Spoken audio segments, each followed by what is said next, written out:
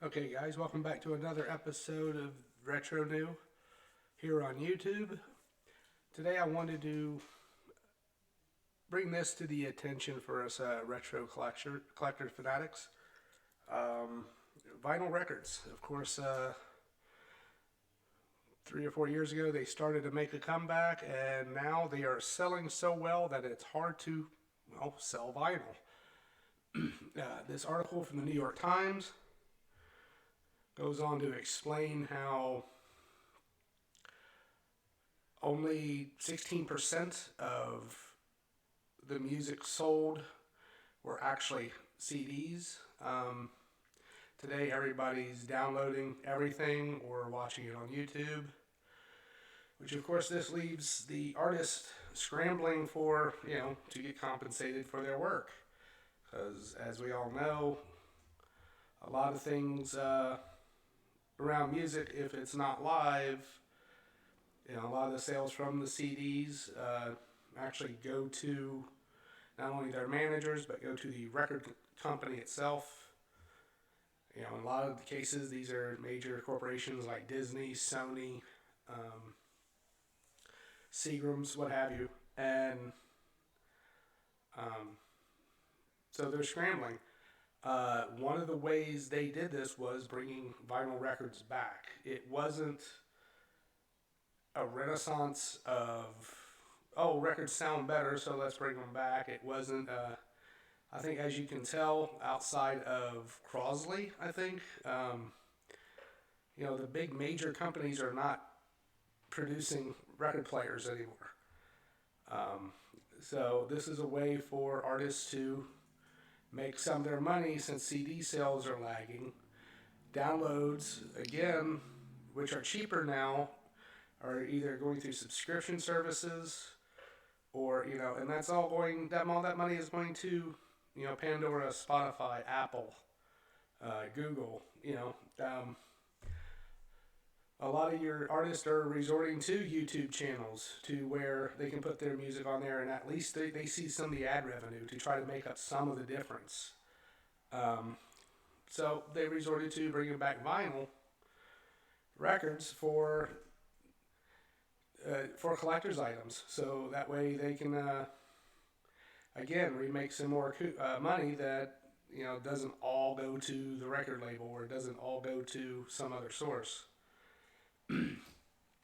The big problem with this has been, especially during the pandemic, sales has spiked. But at the same time, the production has been so low to the point that, they can't, there's a backlog now. There are certain artists like Taylor Swift, who are a very big artist, is literally waiting like 18 months before she can get a record produced. And a lot of this is due to there's only two plants throughout the world that makes the polycarbon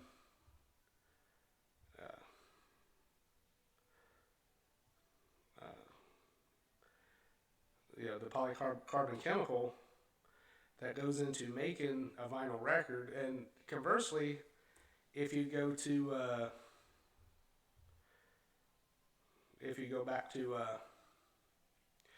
polyvinyl chloride, it also goes into the plumbing pipes, the PCV pipes, which we've also had a shortage of.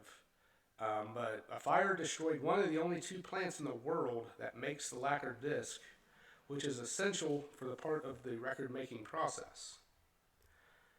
So not only has this created a backlog, it's also created sort of a gold rush of vinyl. So because you have exclusive deals with Walmart, exclusive deals with Target, obviously with the whole colored versions of the discs or the LPs.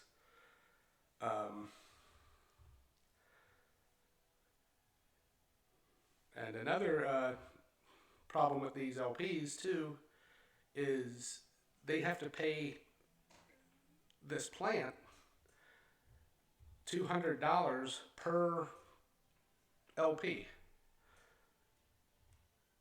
to get this made. So you get up to 500 right now customers, that would be the artists, that are paying the label $200 a year for these special editions LPs that they make. So that means that they cannot predict which titles will be ready for, say, next year.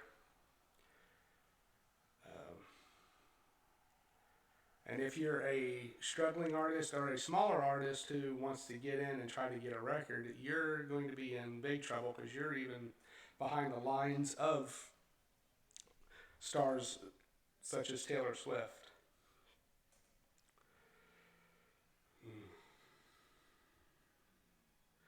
So,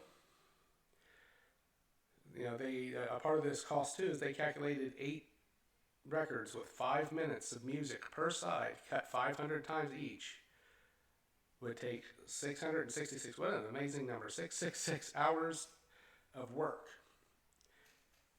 and that at that point too is also got to see as is it a good investment on their side. Obviously, they're going to give the green light to a Taylor Swift before they will a lesser known artist.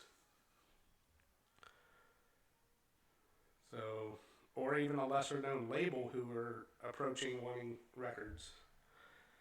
So they declared, vinyl has long been dead in this interview. However, it is too essential to abandon, especially to the artist. Right now, to even the most popular artists, there's a 25-week lead time. So if you want to, sell it, or for that album to go on sale, you've got to worry about the live tour and things like that. Another thing I wanted to bring up is I have noticed is the actual records themselves. If we look at some of the older records here, they made back in the 70s, 80s. I don't know if you can see it, but you see how flimsy they are, how bendable they are, how thin. Maybe you can hear it. I don't know. And don't worry, I'll clean this up later. And then you look at the new ones. This is a King Brown. And you just know by grabbing it, it's heavier. It's thicker. There's no wobble. Can't hear it. Can't see it. There's very little, if any, wobble compared to the old one. It feels at least 2 times thicker than the normal. I would say 2.5 times. So maybe another problem is in production. Maybe they're the way they're producing the molds for these things, it's using more vinyl than they used to. So maybe that's something they can look into as far as getting more of these produced and saving vinyl. Obviously, I guess if you're an investor, if you want to get into the business of making and molding these things, if you can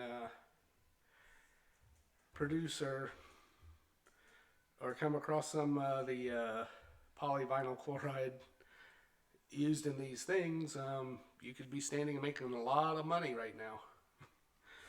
Anyway, I just want to know what you think. Do you collect vinyl? What do you think about the return of vinyl? Is it something you actively look for, or are you just happy with just straight downloading, like it seemed like 84% of people listening to music are doing today? Yeah, leave your thoughts, comments, like, subscribe, share below. And this is Retro Jeff wishing you the best of goodbyes.